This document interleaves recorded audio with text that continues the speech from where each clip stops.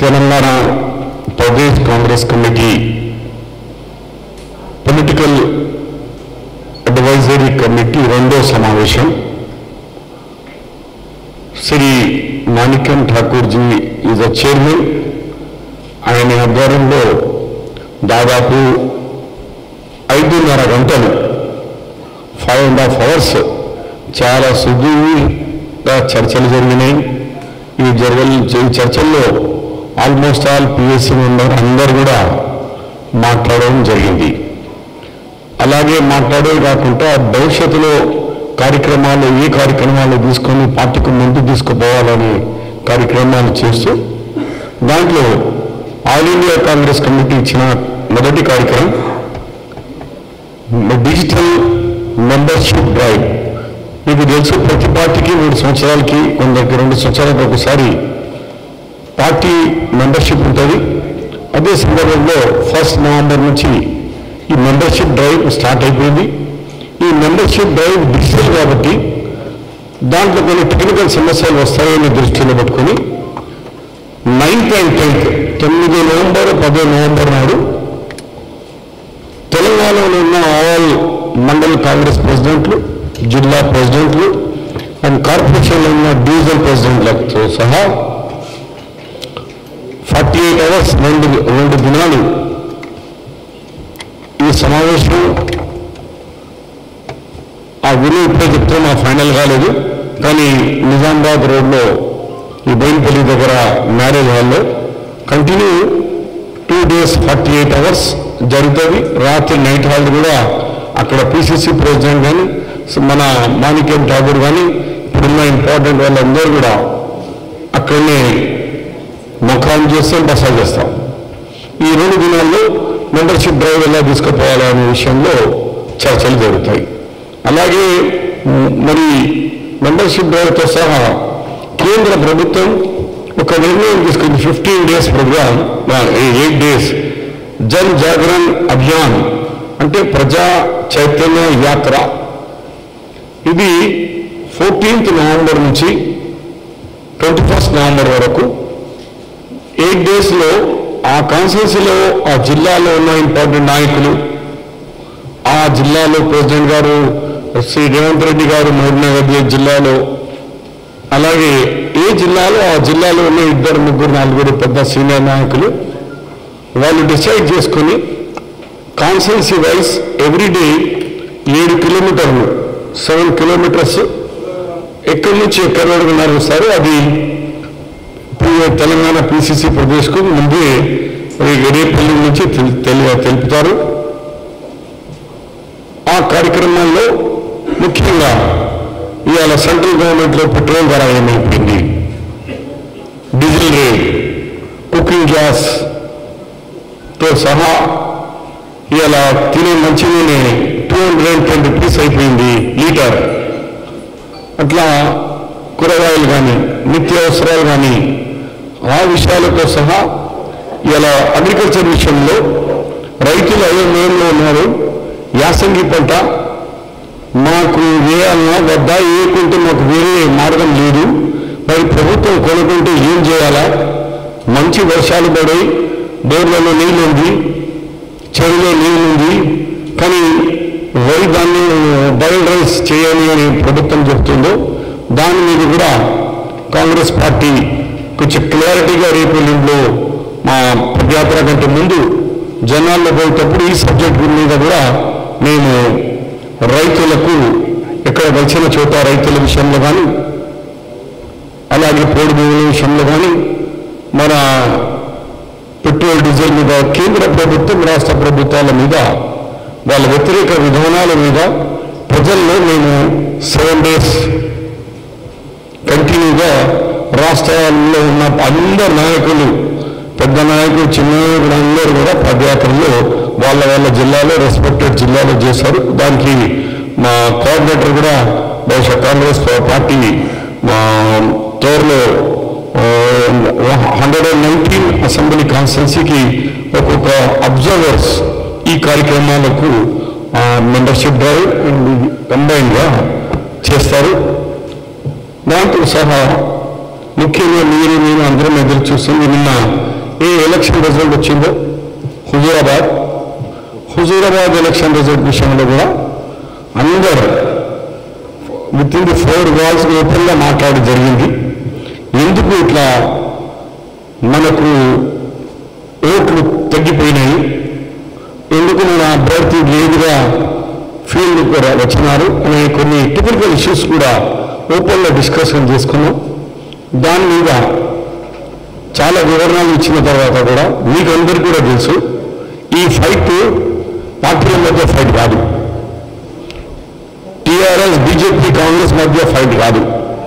ఇది ఫైట్ దూరం నుంచి వ్యక్తుల ఫైట్, భూముల పంచాయతీ ఫైట్, కాళేశ్వరం డబ్బులు మీద పంచుకునే దాని మీదనే ఇది పంచాలి. కేసీఆర్ వర్సెస్ ఈటెల రాజేందర్, అది పంచాబడ్డది. నువ్వు తిన్నావు అంటే నువ్వు తిన్నావు, నువ్వు ఇల్లు కబ్జా చేసావు, నీ కొడుకు చేసాడు, నీ కొడుకు చేసినావు అంటే నువ్వు చేసినావు అని అన్నట్టు వాళ్ళ ఇంటి పంచాయతీ వచ్చి రాజీనామాల వరకు వచ్చింది. రాజీనామా చేసుకున్న తర్వాత ఈయన ఉద్యమం నాయకుడు కాబట్టి కేటీఆర్ సెంటిమెంట్ చేసినాడు. మన ఈటెల రాజేందర్ గారు నాకు అన్యాయం అయింది, పాపం జరిగింది, నేను ఈ ఇష్యూలో ఎప్పటి నుంచో పార్టీతో ఉన్నాను. మరి మీ అందరికీ తెలిసి అసలు ఇష్యూ దానికంటే ముందు ఇష్యూ ఎందుకు వచ్చింది? కేసీఆర్ ఎప్పుడో కేటీఆర్కు ముఖ్యమంత్రి చేస్తా అన్నాడు. అప్పుడు ఈటెల రాజేందర్ గారు ఎవరున్నారు, మేము కూడా స్టేక్ హోల్డర్స్ని, పార్టీ స్థాపించినప్పటి నుంచి మేమే ఉన్నాము, మాకు అడగకుండా మీ కొడుకుని ముఖ్యమంత్రి చేస్తా అంటే ఎట్లా అంటే ఫీలింగ్ ఇచ్చిండు. దానికి పంచాయతీ ఆ పంచాయతీ పోయిపోయి భూముల దగ్గర పోయింది, భూముల దగ్గరే పంచాయతీకి పోయింది, ఆడికి వెళ్ళి కమిషన్ల మీద పోయింది, కమిషన్లకు వెళ్ళి రాజీనామాకి వచ్చింది. ఇది కహాని. దాని మీద జనాలు ఇద్దరు కలిసిపోయింది. కేసీఆర్ అహంకారానికి దెబ్బ కొడదాం, తెలంగాణ అందరు కష్టపడితే తెలంగాణ వచ్చింది, నేను కూడా కష్టపడ్డాను అని నా కోటి అహంకారానికి మీరు నిరసన ఆయనకు బుద్ధి చెప్పండి, చెంపవాయించండి అన్నాడు. మరి దీంతో సహా ఇక పోతే డబ్బులు మీ టీవీలలో చూసినాం, ఎలక్షన్ కమిషన్కు ఫిర్యాదు చేసినాం. ఒక ఈచ్ 6,000 నుంచి 10,000కు ఒక్కొక్కటి ఇచ్చిన సంగతి హోల్ ఇండియాలో కాదు ప్రపంచంలో ఇప్పుడు 6 జరుగుతుంది. అబ్బా ఇండియాలో ఇతనా పైసా, ఒక ఓటుకు ఇతనా పైసా దేతే క్యా అన్నట్టు డిస్కషన్ జరుగుతుంది. మరి కేసీఆర్ గారు ఒక సీట్కు 600 కోట్లు పెడితే ఈయన తగ్గవాలి, వీలుగా సుమారు 200 నుంచి 300 కోట్లు, ఇట్లా కోట్ల రూపాయలు ఆయన వ్యక్తిగతంగా, పార్టీ లేదు అలా. ఈటెల రాజేందర్ కూడా నా బీజేపీకి ఓటు అని ఎక్కడ చెప్పలేదు. నన్ను ఉద్యమ నాయకుడిని, నాకు అన్యాయం జరిగింది, నా ప్రజలు హుజూరాబాద్ ప్రజలు నాకు నిలబడండి అన్నాడు. కానీ బీజేపీ మంచి పార్టీ, నేను బీజేపీ కానీ పోలే. అందు గురించి ఈ ఇద్దరు వ్యక్తుల జగడ, ఇద్దరు పంచాయతీలు, ఆ ముఖ్యమంత్రి సీట్ గురించి, కమిషన్ల గురించి, భూముల గురించి పంచాయతీ. ఇక సీట్ ఖాళీ అయ్యాక పోటీ చేయాలి తప్పదు. ఇక మేము పోటీ చేసినప్పుడు మాకు కొన్ని సమస్యలు వచ్చినాయి.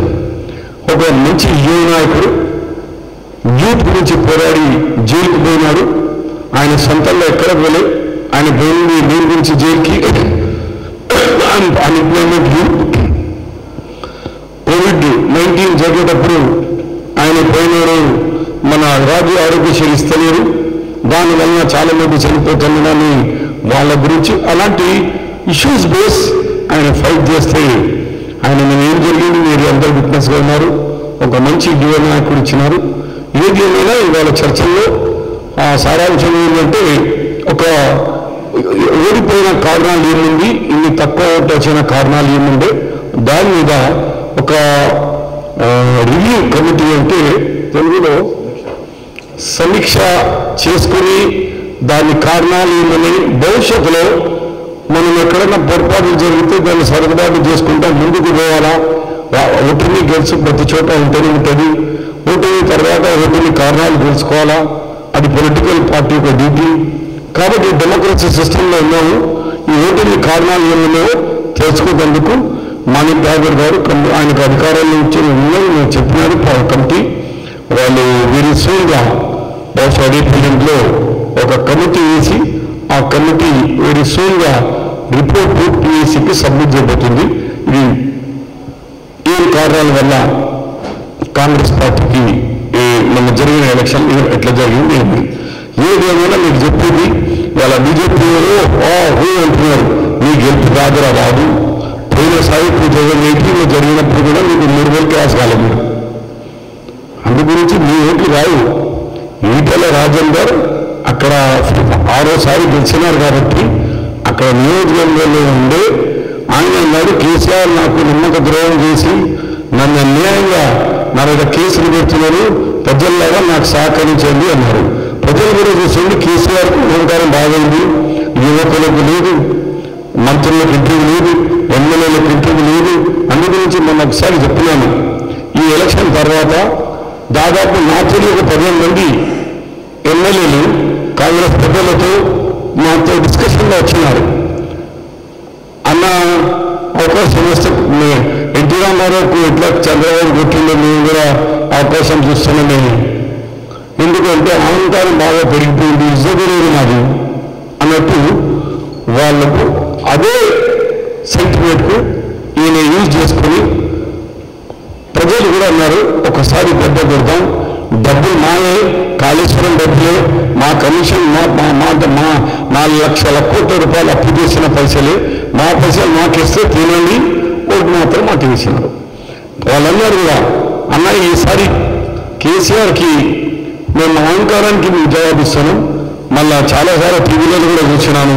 ముందు అన్నారు వచ్చేది కాంగ్రెస్ పార్టీ, డెఫినెట్గా 100% కాంగ్రెస్ పార్టీకి ఓటేస్తామని అన్నారు. మరి ఎంతమంది ఆ ఎలక్షన్లో తిరిగినారు, మాకు సపోర్ట్ చేసినారు, ఓటర్లు మా వేసిన వాళ్ళకందరినీ కూడా పిఎస్సి కమిటీ వాళ్ళకందరికీ కృతజ్ఞతలు ధన్యవాదాలు తెచ్చినారు. ఇక ఇంకా ఏమైనా ఉంటే మన మధు యాస్కి గారు ప్రచార కమిటీ చైర్మన్ గారు మాట్లాడతారు. దాని తర్వాత మహేష్ కుమార్ గారు మాట్లాడతారు. సమావేశంలో మిత్రులు పొలిటికల్ అఫైర్స్ కమిటీ కన్వీనర్ మాజీ మంత్రులు షబ్బీర్ గారు, అలాగే డాక్టర్ మల్లిరవి గారు, మహేష్ కుమార్ గౌడ్ గారు, డాక్టర్ దశశ్రవణ్ గారు మీతో ఈ మీడియా సమావేశంలో ఇవాళ కాంగ్రెస్ పార్టీ నిన్నటి హుజరాబాద్ ఎన్నికల ఓటమి పైన ఓటమిని స్వీకరిస్తూనే కాంగ్రెస్ పార్టీ తరఫున పోటీ చేసిన ఎన్ఎస్ఏ అధ్యక్షుడు యువకుడు బర్నూరు వెంకట్ గారిని ప్రత్యేకంగా అభినందిస్తూ తన శక్తి అంతా కూడా ఊడగట్టుకొని పెట్టుబడిదారుల పోటీలో ఇవాళ ఎన్నికలనేటివి వ్యాపారుల రాజకీయ అక్రమార్జనతోటి ఈటెల రాజేందర్ యొక్క ఆత్మగౌరవ గెలుపు కాదని. ఆత్మగౌరవం అంటే దళితులకు 3 ఎకరాలు ఇచ్చినప్పుడు ఆత్మగౌరవం అవుతుండే, 2 బెడ్రూమ్లు నిలిచినప్పుడు పేదలకు ఆత్మగౌరవం అవుతుండే, నిరుద్యోగులకు ఉద్యోగం ఇచ్చినప్పుడు ఆత్మగౌరవం ఉండేది. ఆయన ఆరోగ్య శాఖ మంత్రి ఉండి హైదరాబాద్ నగరంలో 30,000 మంది చనిపోయినప్పుడు కనీసం ఈ ప్రభుత్వం పట్టించుకున్నప్పుడు వారి తరఫున మాట్లాడింటే ఆత్మగౌరవం అయ్యేది. కానీ తన అక్రమార్జన కాపాడడానికి కొరకు ఒక పెట్టుబడిదారుగా ఈటెల రాజేందర్ గారి పోటీకి వెళ్ళడం, అందులో గారి తెలంగాణ పరిస్థితి ఎట్లయిపోయిందనంటే ఏ యువకులైతే తెలంగాణ రాష్ట్ర ఏర్పాటు కొరకే ప్రాణాలు అర్పించినడో, ఏ యువత చదువు బాగుంటుంది ఉద్యోగాలు వస్తుంది అనుకున్నారో, ఎస్సీ ఎస్టీ బీసీ బడుగుల ఒక జీవితాలు బాగుపడతాయని అనుకుంటే నిరుద్యోగుల బతుకులు ఆగమైపోయినాయి. ఇంకా మనం నిన్న చూస్తే మంచిర్యాలలో మహేష్ అనే యువకుడు ఈ సంవత్సరంలో 7 యువకులు ఆత్మహత్యలు చేసుకోవడం, నిరుద్యోగ యువత. నిన్న ఎన్ఎస్ఏ తరఫున ఎన్ఎస్ఏ కన్వెన్షన్లో ఆ కుటుంబాన్ని పరామర్శిస్తూ పార్టీ తరఫున 7,000 సహాయం చేయడం జరిగింది. కనుక ముందు చెప్పొచ్చేది ఏంటంటే చంద్రశేఖరరావు టీఆర్ఎస్ పార్టీ, ఇటు నరేంద్ర మోదీ యొక్క బీజేపీ పార్టీ ఇంతమంది ప్రజలు చెప్పినట్టుగా అధిక ధరలతోటి, వ్యవసాయ చట్టాలతోటి ఇటు రైతులని నిరుద్యోగ కల్పన లేకుండా దేశ యువత ఆగమైపోతూ ఉంటే దేశ ప్రజలని కాలి పెట్రోల్ డీజిల్ ధరలపైనే 3,50,000 కోట్లు దన్నుకుంటూ దోచుకుంటున్న ఈ ప్రభుత్వాలు నిన్నటి ఫలితం బీజేపీ గెలవడం అంటే తెలంగాణ బిడ్డల పరిస్థితి వెంకన్న దేశ పెనం లేచినట్టయింది. టీఆర్ఎస్ పార్టీ ఉద్యమ పార్టీ అని చెప్పుకొని మొన్న వాళ్ళ ప్లీనరీకి 100 కోట్లు ఏ విధంగా వచ్చినాయి, ఎక్కడికి వెళ్ళి వచ్చినాయి. లబ్బర్ చెప్పులు తిరిగే టీఆర్ఎస్ నాయకులకి ఇవాళ కబ్జాలు పెడుతూ చెరువులు ఏ కంట కనబడితే కూడా వదలకుండా కబ్జాలు పెట్టుకుంటూ 1,000 కోట్లు ఎక్కడికి వెళ్ళి గడించినాడు. మెడికల్ కాలేజీలు ఎక్కడికి వెళ్ళి వచ్చినాయి. వాళ్ళ పేర్ల పైన యూనివర్సిటీలు పెట్టుకుంటున్నారు. ఇట్లాంటి తరుణంలో మరి బీజేపీ పార్టీ నుంచి గెలిచిన వ్యక్తి కానీ దేశంలో బీజేపీ పార్టీ మోదీ గారు నిరుద్యోగులకి ఉద్యోగ కల్పన లేదు. రైతులను తొక్కి చంపిన దుర్మార్గుడు నరేంద్ర మోదీ యోగి ప్రభుత్వం. పవిత్ర గంగానదిలో కరోనా కష్టకాలంలో వేలాది శవాలు తేలుతుంటే కూడా తన నియోజకవర్గమైన వారణాసిలో ఉన్న పట్టించుకొని నరేంద్ర మోదీ గారు సాక్షాత్తు సుప్రీంకోర్టు చెప్తే కూడా కనీసం 50,000 సహాయం చేయని దుర్మార్గుడు ఇవాళ ఈ రెండు పార్టీలు రాష్ట్రాన్ని దేశాన్ని దోచుకుంటున్నాయి. ఇతను పాల్గొనడం కాంగ్రెస్ పార్టీ కార్యకర్తలకు నిరాశ నిస్పృహ కలిగించే విషయమైనా ఇట్లాంటి క్లిష్ట సమయంలో కూడా కాంగ్రెస్ పార్టీ తరఫున బల్మూరు వెంకట్ తోటి అక్కడున్న సీనియర్ నాయకత్వం జీవన్ రెడ్డి గారు, శ్రీధర్ బాబు గారు, పొన్నమ్మ గారు యావత్తు తెలంగాణ రాష్ట్ర నాయకత్వం అక్కడికి వెళ్ళి ప్రచారం చేయడం. కాంగ్రెస్ పార్టీ ప్రజాస్వామ్యం నమ్ముకొని పనిచేస్తుంటుంది. గెలిపోవడం కొరకు కాకుండా ప్రజల పక్షాన ప్రతిపక్ష పార్టీగా పోటీ చేస్తుంటుంది. రాహుల్ గాంధీ గారు చెప్పినారు డరోమత్ అని. గెలిపోవడంతో నిరసనకు అవసరం లేదు. దేశంలో మీరు గమనిస్తే హిమాచల్ ప్రదేశ్లో ఒక లోక్సభ సీటు ముఖ్యమంత్రి ప్రాతినిధ్యం వహిస్తున్న హిమాచల్ తన సొంత జిల్లాలో కాంగ్రెస్ పార్టీ గెలవడం, 3 అసెంబ్లీ నియోజకవర్గాలు గెలవడం, రాజస్థాన్, మధ్యప్రదేశ్ మాంసం పంపిణీ చేస్తూ టీఆర్ఎస్ పార్టీ బీజేపీ పార్టీ ప్రజాస్వామ్యం అపహాస్యం చేస్తూ ఎన్నికలను ఒక వ్యాపారంగా మార్చేసుకున్న తరుణంలో కాంగ్రెస్ పార్టీ ప్రజాస్వామ్య విలువలతోటి పోటీ చేసినది. సో రేపు భవిష్యత్తులో కూడా కాంగ్రెస్ పార్టీ యొక్క గ్రామీణ కార్యకర్తల యొక్క కష్టంతో ఈ టీఆర్ఎస్ పార్టీ నవంబర్ 14 నుంచి 21 వరకు మిత్రులు షబ్బీర్ అలీ చెప్పినట్టుగా ప్రజా సమస్యలపైన ప్రజా చైతన్య యాత్ర ప్రజలను చైతన్యవంతం చేయడానికి కొరకు చేపట్టబోతుంది. సో అన్నిటికన్నా ముఖ్యంగా కొన్ని కాంగ్రెస్ పార్టీల క్రమశిక్షణ కూడా కొంచెం లోబడుతుంటుంది. నాయకులు ఇష్టం ఉన్నట్టు మాట్లాడుతూ ఉంటారు. కానీ ఒకటి ఇవాళ మిత్రులు రాష్ట్ర in charge general secretary Manik Tagore గారు కూడా ఒక ప్రకటన చేయడం జరిగినది. కాంగ్రెస్ పార్టీ నాయకులకు అభ్యర్థించడం జరిగింది. ఎవరు కూడా ఏ విషయాలున్నా పొలిటికల్ అఫైర్స్ కమిటీకి వచ్చి మాట్లాడాలి, బయట బహిరంగంగా మాట్లాడొద్దని ఆదేశాలు కూడా ఇవ్వడం జరిగింది. అది నిన్న బోసరాజు సెక్రటరీ గారు కూడా ప్రతి కాంగ్రెస్ సీనియర్ నాయకులు కూడా చెప్పడం జరిగింది. ఎవరు ఎంతటి పెద్ద నాయకుడైనా సరే పార్టీ విషయాలు ప్రెస్తో మాట్లాడకుండా కాంగ్రెస్ పార్టీ 4 గోడల మధ్యన జరుగుతున్న పొలిటికల్ అఫైర్స్ కమిటీలో కానీ లేక వారు డైరెక్ట్ సోనియా గాంధీ గారి దగ్గరికి వెళ్ళొచ్చు, రాహుల్ గాంధీ గారితో మాట్లాడచ్చు, ఇటు పార్టీ అధ్యక్షుడు కానీ లేక జనరల్ సెక్రటరీ మాణిక్ గారితో మాట్లాడచ్చు. పార్టీ స్పోక్స్ పర్సన్ కూడా పార్టీ లైన్లో మాట్లాడాలని కూడా కోరడం జరుగుతుంది. పార్టీ కార్యకర్తలకు కూడా నాయకులకు కూడా ఒక విజ్ఞప్తి, ఎవరు ఎలాంటి నిరుత్సాహపడాల్సిన అవసరం లేదు. కష్టించి పనిచేసి గెలుపు అవకాశాలున్న ప్రతి నాయకుడికి కాంగ్రెస్ పార్టీ సమీక్షించి టికెట్ ఇవ్వడం జరుగుతుంది. మాణిక్ ఠాగూర్ గారు కూడా దీనిపైన వారు సమీక్షిస్తూ ప్రతి నాయకులు కూడా చెప్పడం జరిగినది. ఏ జిల్లా నాయకులు కానీ రాష్ట్ర నాయకులు నిరుత్సాహపడాల్సిన అవసరం లేదు. టికెట్ నిర్ణయం కూడా కాంగ్రెస్ పార్టీకి ఒక పాలసీ అంటూ ఉంటుంది. ఆ పాలసీ ప్రకారంగానే నిర్ణయాలు జరుగుతాయి. కాబట్టి కాంగ్రెస్ నాయకులు ఎలాంటి అపోహలకు గురి కావద్దని చెప్తూ ఒక లాస్ట్ విషయం ఇక్కడ, ఇటు బీజేపీ పార్టీ టీఆర్ఎస్ పార్టీ, ముఖ్యంగా టీఆర్ఎస్ పార్టీ కాంగ్రెస్ పార్టీ పైన అపవాదాలు మోపుతూ నిన్నటి గెలుపు బీజేపీ గెలుపుకు కాంగ్రెస్ బీజేపీ కుమ్ముక్కని మాట్లాడుతూ ఉండవు. ఈ గులాబీ పార్టీ గులాం ఖాన్లకు ఒక హెచ్చరిక, లేక మీ తెలియలేని తరానికి తెలుసుకునే తెలుసుకోమని చెప్తా ఉన్నాం. కాంగ్రెస్ పార్టీ అగ్రనాయకురాలు ప్రియాంక గాంధీ గారు మాట్లాడుతూ ఎక్కడెక్కడికి ఈ రీజనల్ పార్టీస్ అయితే ఉన్నాయో బీజేపీకి తొత్తులుగా వ్యవహరిస్తూ గత 7 సంవత్సరాల నుంచి బీజేపీ నరేంద్ర మోదీ అడుగులకు మడుగులెత్తుతూ కాళ్ళ వేలాల పడి ప్రతి కేంద్ర ప్రభుత్వ నిర్ణయానికి మద్దతు తెలుపుతున్న టీఆర్ఎస్ పార్టీ ఇవాళ బీజేపీతో అన్యోన్యంగా ఉండడం నిజం కాదా? డిమానిటైజేషన్ కానీ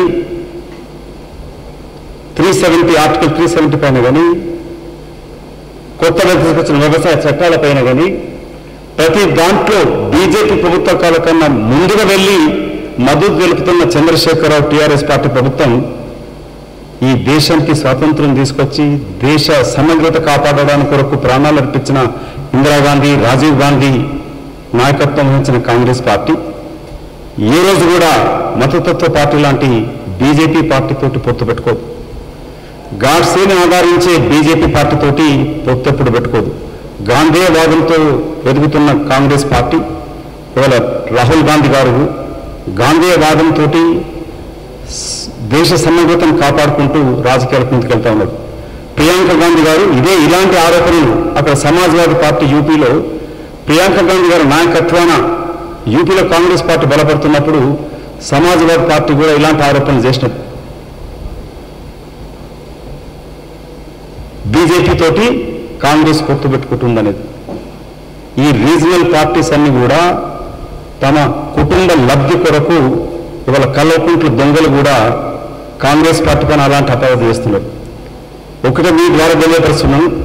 ప్రియాంక గాంధీ గారు మాట్లాడుతూ ప్రాణం పోయినా సరే కాంగ్రెస్ పార్టీ బీజేపీతో పొత్తు పెట్టుకోనని చెప్పింది. అలాంటి ఆలోచననే ప్రతి కాంగ్రెస్ కార్యకర్త యావత్ దేశంలో అవలంబిస్తారు.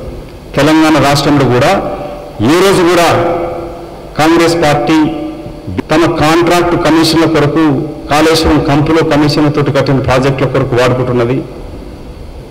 దానికి మద్దతుగా ఇటు బీజేపీ పార్టీ టీఆర్ఎస్ పార్టీకి మద్దతు ఇస్తా ఉండదు.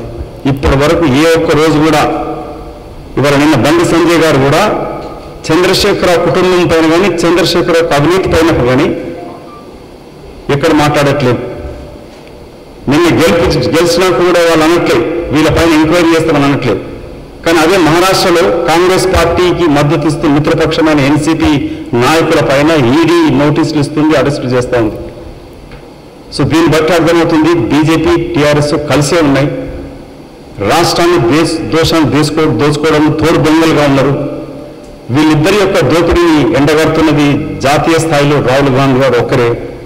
రాహుల్ గాంధీ గారు నాయకత్వం వస్తున్న కాంగ్రెస్ పార్టీ ఏ రోజు కూడా బీజేపీతో పొత్తు ఉండదని తెలియపరుస్తూ తెలంగాణ ప్రజలకి తెలంగాణ సంఘాలకి మా విజ్ఞప్తి ఒకటే, ఇవాళ టీఆర్ఎస్ పార్టీ చేస్తున్న ఆక్రమణని, అసమర్థ పరిపాలనని, వాళ్ళ అవినీతిని ఎండగడుతూ కాంగ్రెస్ పార్టీ ఇటు రేవంత్ రెడ్డి గారు, బట్టి విక్రమార్క గారు, యావత్ కాంగ్రెస్ నాయకత్వం తెలంగాణ ప్రజల పక్షాన పోరాటం చేస్తున్నది. మీరు క్షణికానందం కొరకు అటు టీఆర్ఎస్ పార్టీని నిలబెట్టాలని బీజేపీని నమ్మితే మరొకసారి మోసం చేసినట్టు అవుతాం. నిజమైన తెలంగాణ భవిష్యత్తు బాగుండాలి అంటే తెలంగాణ రాష్ట్రం సాధించి పెట్టిన కాంగ్రెస్ పార్టీతోనే జరుగుతుంది. మీరు కాంగ్రెస్ పార్టీతో కలిసి రావాలని కోరుకుంటూ కాంగ్రెస్ పార్టీ ద్వారానే రేపు తెలంగాణ బిడ్డల భవిష్యత్తు బాగుంటుంది, తెలంగాణ బాగుపడుతుంది. కాళేశ్వరం తోటి మిగతా ప్రాజెక్టులతోటి తెలంగాణ డబ్బుని వేలాది కోట్లని కాజేస్తూ కమిషన్ల కొరతో దోచుకుంటున్న టీఆర్ఎస్ పార్టీతోటి తెలంగాణ బిడ్డల భవిష్యత్తు బాగుండదని విజ్ఞప్తి చేస్తూ గెలిపోవడంతోటి నిరాశకు గురి కాకుండా కాంగ్రెస్తో కలిసి రమ్మని చెప్పి కూడా కోరుకుంటూ తెలంగాణని రక్షించుకుందామని చెప్పి మీకు విజ్ఞప్తి చేస్తాను.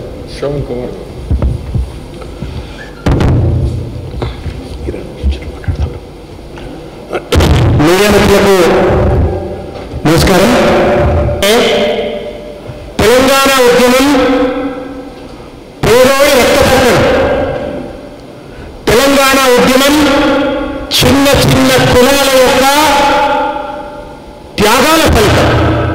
విద్యార్థి నిరుద్యోగ యువతుల యొక్క ఆరాటం, పోరాటం, పేదోళ్ళ రక్త తర్పణం తర్వాత వచ్చినటువంటి ఒక రాష్ట్రం సోనియా గాంధీ గారు తెలంగాణ పొట్టలించుకొని ఇచ్చిన తర్వాత తెలంగాణ రాష్ట్రంలో సామాజిక న్యాయం వస్తుంది, సబ్బండ వర్గాలకు సబ్బండ కులాలకు సమతుల్యమైన సామాజిక న్యాయం లభిస్తుంది, రాజకీయ ప్రాతిపదిక మీద అందరికీ కూడా సమానమైన వాటా లభిస్తుంది, సామాజిక న్యాయం ఉంటుంది అని చెప్పని ఆ తల్లి తెలంగాణ రాష్ట్రం ఇచ్చింది. కానీ ఇచ్చిన తెలంగాణ ఇవాళ ఎట్లా తెరలైపోయింది అనడానికి హుజూరాబాద్ ఎన్నిక నిదర్శనం.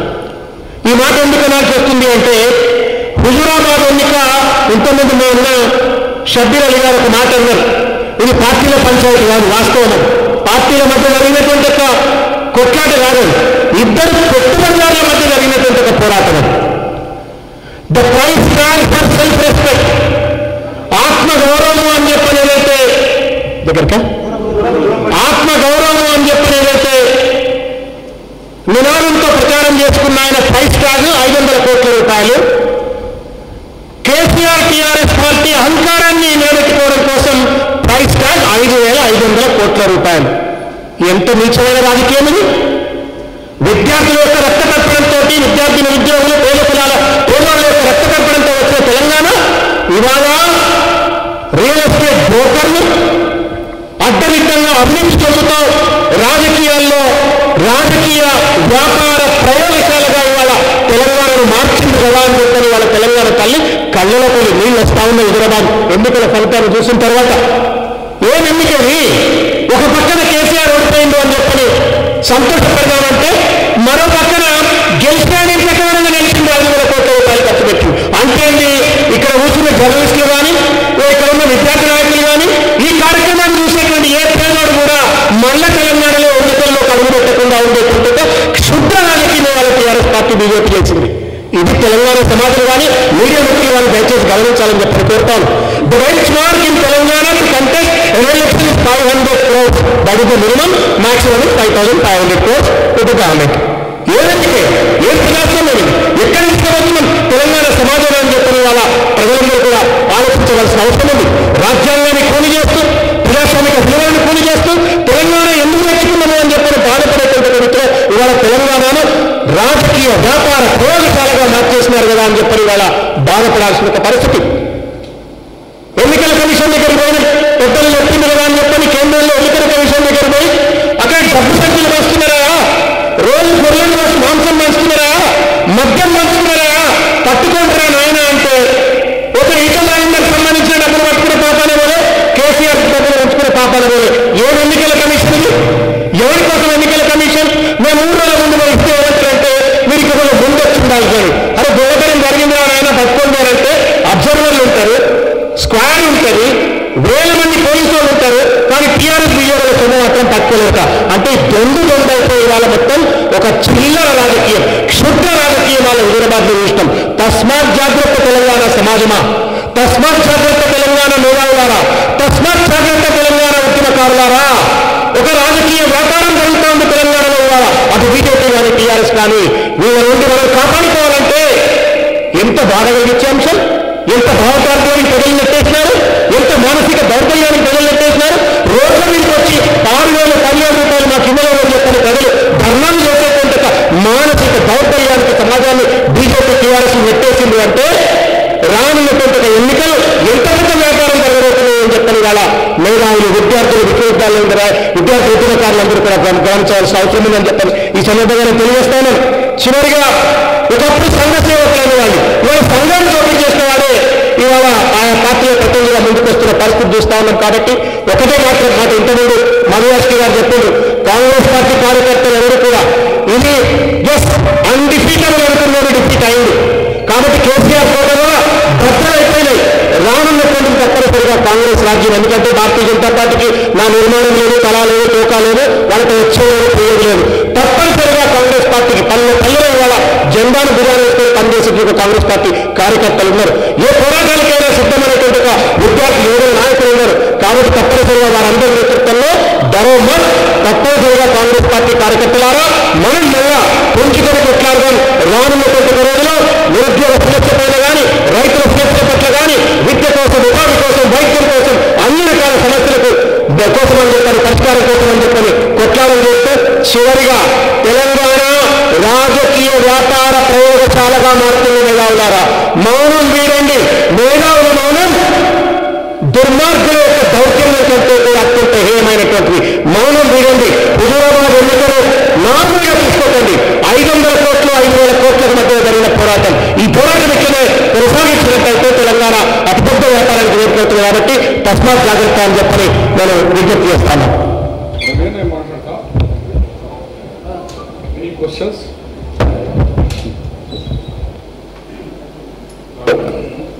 ఏం లేవు కదా? Thank you very much. Urdu